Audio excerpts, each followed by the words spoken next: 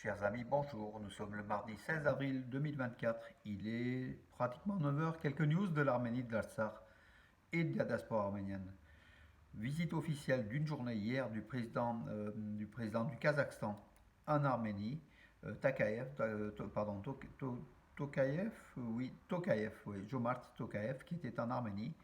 Il a rencontré Nicole Pachinian, le président de l'Arménie, le président de l'Assemblée nationale d'Arménie. Beaucoup donc une réunion, enfin, journée intense pour le chef de l'État du Kazakhstan. Le Kazakhstan qui est un partenaire important pour l'Arménie, hein. Le haut niveau de dialogue politique entre l'Arménie et le Kazakhstan a été réaffirmé dans la déclaration signée, affirme le Premier ministre arménien Nicole Pachinian, donc à l'issue donc de la visite du président kazakh. Entre-temps, il a aussi assisté à la cérémonie de jumelage. Les villes de Yerevan, la capitale d'Arménie, et Astana, la capitale du Kazakhstan, sont devenues des villes jumelles. Voilà donc une bonne chose. Et puis le président kazakh, en compagnie de en compagnie de Alan Simonian, le président du Parlement arménien, ont visité le Madinataran d'Erevan. Voilà donc aussi une bonne chose. D'ailleurs, le président kazakh a remis l'œuvre d'un artiste arménien, une sculpture en bronze qui a été remise au Madinataran d'Erevan. Donc au Parlement arménien, le projet a été présenté donc de reconnaître le 3 août en Arménie comme une journée de commémoration des victimes du génocide yézidi. Ça a été voté donc voilà par le Parlement arménien. Donc après la ratification de la loi va avoir lieu. Donc voilà, le 3 août sera reconnu comme la journée de commémoration des victimes du génocide yézidi à Sinjar, en fait, Sinjar qui était en Irak, hein, en 2014 par l'État islamique, hein. Donc il y a eu 3000 morts en une seule journée déjà, donc je pense c'est le 3 août, hein. Et puis un millier de femmes yézidis qui ont été enlevées. Oui, c'était le 3 août 2014. Des attaques des groupes terroristes de l'État islamique ont eu lieu contre la ville irakienne de Sinjar, habitée par les yézidis, où près de 3000 personnes ont été tuées. Voilà, donc voilà. Après, donc il y a eu des milliers et des milliers de yézidis soumis, asservis par l'État islamique. Voilà, donc c'est un mini-génocide, mais c'est un génocide. Voilà, l'Arménie reconnaît. Et c'est bien, c'est le député arménien d'origine yézidi, en fait, hein, qui a présenté donc le projet. Donc, comme vous savez, il y a à peu près 20 000 yézidis en Arménie, 20 000 à 30 000 yézidis. C'est la première minorité nationale en Arménie, c'est Rustam Bakoyan. Et puis les yézidis, qui sont des citoyens arméniens, hein, qui parlent arménien, qui sont arméniens à part entière, mais d'origine yézidi, ils respectent aussi leurs traditions. Et l'Arménie permet, justement, l'Arménie qui est une démocratie, permet aux minorités religieuses et nationales de s'exprimer en Arménie, et c'est une bonne chose. Voilà.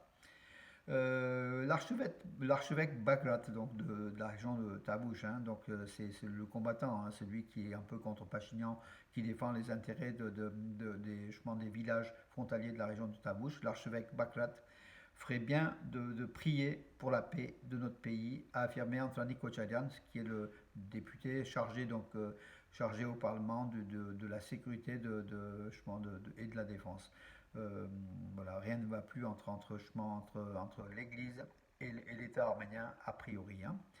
L'agression militaire de l'Azerbaïdjan a conduit à de graves problèmes environnementaux, dans la région de ces dernières années, affirme Yeriché Kilagosyan. Yeriché Kilagosyan, c'est le représentant de l'Arménie, c'est un juriste, hein, devant le tribunal de la Haye. Donc, il a dit donc devant le tribunal de la Haye, où depuis hier, il y a une accusation de l'Arménie contre l'Azerbaïdjan, des crimes, un crime de guerre, et puis beaucoup d'autres choses. Et là, on voit donc le volet environnement a été évoqué, donc il y aura aussi autre chose. Donc ça va durer encore 3 4 jours. On verra si l'Azerbaïdjan sera une nouvelle fois accusé par le tribunal de l'ONU, hein, qui est le plus grand tribunal, le plus haut tribunal du monde, parce c'est celui des Nations Unies, hein, et c'est à La Haye, aux Pays-Bas. Avec le soutien de Gagik Zaloukan, on n'entend plus parler de Gagik Zaloukan. Voilà, un forum pan-arménien de la jeunesse de 3 jours sera organisé pour la jeunesse de l'Artsakh, donc avec de nombreux jeunes, voilà, financés par Gagik Zaloukan en Arménie, des jeunes de l'Artsakh qui vont se réunir, qui vont faire durant 3 jours un forum pan-arménien. C'est une bonne chose aussi. Alors, c'est inquiétant. Incendie au cimetière arménien Ararat de Fresno. Fresno, donc une ville de Californie, en fait, hein, près de Los Angeles, peuplée par beaucoup d'Arméniens, hein. C'est la patrie de William Saroyan qui est enterré dans ce cimetière. Il y a aussi une personnalité connue, Solomon Tehlerian, donc notre justicier qui a exécuté Talat à Berlin en 1921, je crois, et il y est enterré aussi. Donc voilà, contre ce cimetière, depuis quelque temps, il y a des arbres qui brûlent, il y a des dégradations, il y a quand même une volonté manifeste de nuire aux Arméniens. Et puis en cette approche du 24 avril, ça relève une signification encore toute particulière. On se demande si c'est pas le clan turco-azéri qui fait cela ou les anti-arméniens. Voilà, donc ça a été donc il y a une enquête qui est en cours, on verra. Les deux satellites de l'Arménie ont été inscrits au registre des Nations Unies sur les objets lancés dans l'espace. Donc en fait, oui, les deux satellites, en fait, l'un important qui avait été lancé il y a 2 ans, puis l'un l'an dernier ou en début d'année, sont inscrits officiellement donc sous le nom de l'Arménie au repère, enfin dans le registre des Nations Unies. C'est Armsat 1 et Armsat 2. Voilà, donc qui a été donc c'est le ministre c'est Meritar Hayrabian, le ministre des Hautes Technologies, qui l'a mentionné donc hier lors de son rapport au Parlement arménien dans les questions-réponses. Voilà, un expert, pardon, pas militaire, un expert des forces d'observation de l'Union européenne en Arménie, canadien, le premier Canadien, a rejoint la mission de l'UE en Arménie. C'est une bonne chose. Le Canada, donc avec Joly, hein, donc la ministre des Affaires étrangères du Canada, qui avait Mélanie Joly, qui avait affirmé que le Canada allait participer à ces forces à ces observateurs de l'Union européenne déployés à la frontière entre l'Arménie et l'Azerbaïdjan.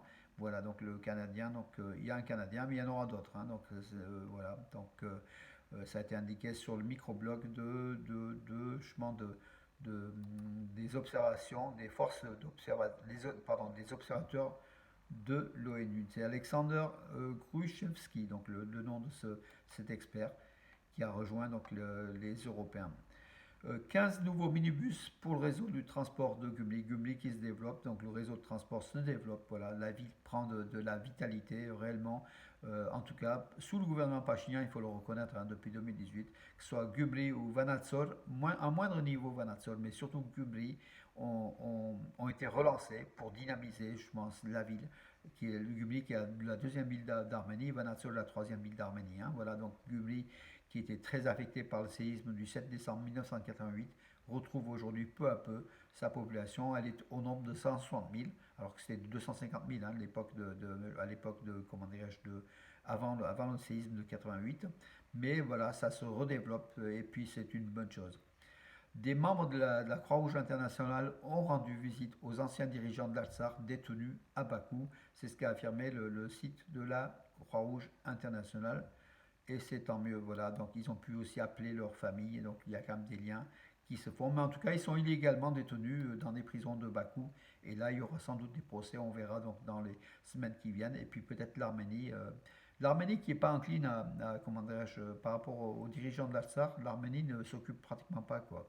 Alors que l'Arménie aurait pu déposer des plaintes vives auprès du tribunal de la Haye une nouvelle fois. On ne sait pas si dans le dossier justement de l'Arménie contre l'Azerbaïdjan, l'emprisonnement justement de ces dirigeants arméniens figure. Peut-être qu'ils sont, peut-être que je me trompe, mais en tout cas, Yerevan est très frileuse par rapport à Bakou pour pas attaquer trop Bakou. Donc voilà, donc par rapport aussi aux anciens dirigeants de l'Artsakh. Voilà mes amis pour aujourd'hui, j'en ai terminé. Puis on prépare le 24 avril, mes amis, dans toutes les villes. Donc le 23, nous ici à Valenciennes, il y aura une veillée à 19h devant la stèle du génocide. Le mardi 23 avril à partir de 19h. Et puis le 24 avril à 17h30, donc cérémonie officielle de la République française de la journée nationale du génocide arménien, qui se déroulera au parc Chouvet en présence du préfet, du maire de Valence et puis des hauts représentants, des représentants du C24, du comité du 24 avril aussi. Voilà, donc à 17h30, ça sera mercredi 24 avril. Ensuite, donc, il y aura le défilé, donc il y aura donc un rassemblement au kiosque Péné, donc place Champ de Mars, discours de la jeunesse arménienne de la FRA, du Nord-Serout. Après défilé, début de défilé à 18h30, donc par rapport sur les boulevards, par contre la partie piétonne hein, des boulevards, on arrivera par la rue d'Arménie sur la place, près de la place Manouchian, donc place Square Jean-Manouk Stépanian, devant la stèle du génocide, donc réalisé par Tauros, hein, mon ami Tauros, notre ami à tous, Tauros, qui a disparu malheureusement. Voilà, donc il y aura donc après le rassemblement donc, devant la stèle du génocide, à partir de 19h le 24 avril, avec discours, dépôt de gerbes, prière, et puis fin de la cérémonie.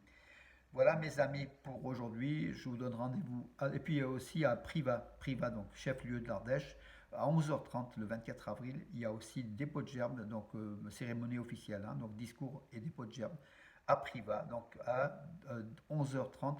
Alors ceux qui sont proches de l'Ardèche ou même de la Drôme, hein, voilà, à Vie, à 11h30 du matin. Voilà mes amis. Bonne journée et à demain.